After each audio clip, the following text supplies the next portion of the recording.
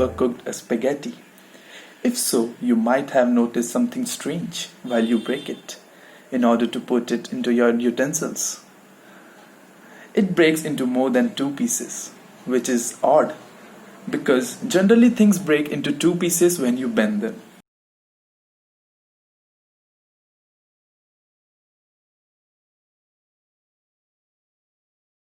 So it involves some physics behind it, from Hooke's law to cascade fracture. Let's try and understand what's going on. First of all, we'll understand what Hooke's law is. In order to understand this law, we have to understand some terms before it. Firstly, deformation. Deformation is nothing but a change in shape or size of an object. Secondly, what is elastic deformation? Elastic deformation is nothing but a deformation where the body regains its original shape when deforming force is removed. For example, if we take a spring system over here, so the spring has length L initially when it is at equilibrium. If we apply a deforming force to it, then the spring will stretch a bit with delta L length. Then Hooke's law states that the deforming force applied to the spring will be directly proportional to the change in length of the spring. Let's talk about modified version of Hooke's law.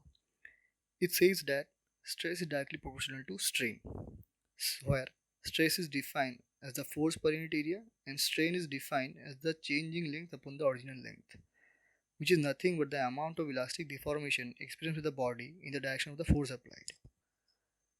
So, if you want to break a matchstick or let's say pencil and you apply force, that is the stress is being applied, so it reaches a point of maximum stress, and beyond this point, if you apply more stress, then failure occurs. That is, the matchstick or the pencil breaks.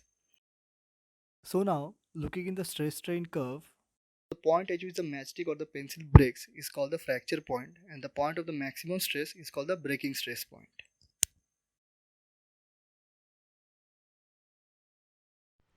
So, as you all saw in the video, that the spaghetti, instead of breaking into two pieces, as is expected, broke into three pieces. So, what exactly is going on here? When we snap some spaghetti, we can sense that the break causes vibration in our fingers. Such was the theory that Nobel Prize winning physicist Richard Feynman came up with, that these vibrations could sufficiently excite the remaining spaghetti to cause the secondary fracture. And to test this theory, he snapped some spaghetti underwater, where the effects of vibration would be reduced due to what we refer to as damping. But, surprisingly, the spaghetti still broke at more than one point, proving that vibration wasn't driving the strain fracture behavior. So, I mean, even he wasn't able to correctly figure it out. I hope, surely you weren't joking this time, Mr. Feynman. Now, to understand what really happens when spaghetti breaks, we need to look at the first instance of breakage. When spaghetti breaks at one point, it separates into two pieces. Consider the longest piece. The breaking of the spaghetti creates a shock wave that travels along the length of its broken parts. The shock wave leads to straightening of the spaghetti, which in turn creates a point of abrupt change in the tangent along the curve at a particular point, leading to intense stress at that point. While the spaghetti straightens out, it will also rotate. This reveals some of the stress at the corner point as it reduces the change in the tangent along the spaghetti curve.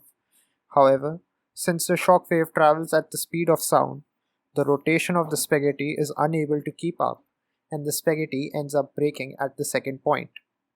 Such kind of fracture is called a cascading fracture, wherein a fracture at one point leads to a fracture at multiple points.